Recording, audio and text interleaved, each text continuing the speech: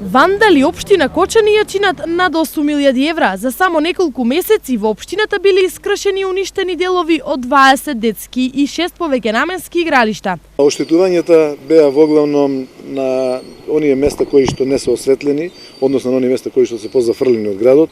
Најмногу оштетувањата се на локалитетот кај Асном и таму уште не е завршено, имаме уште малку да го завршиме, и на местноста Бавчел.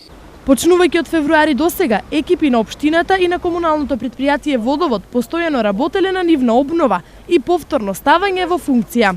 Заедничките средства кои што се потрошени од општината и од комуналното претпријатие Водовод се во висина од над 500.000 денари. Се многу и не се многу, меѓутоа ние сакаме да тие средства ги намениме за други намени.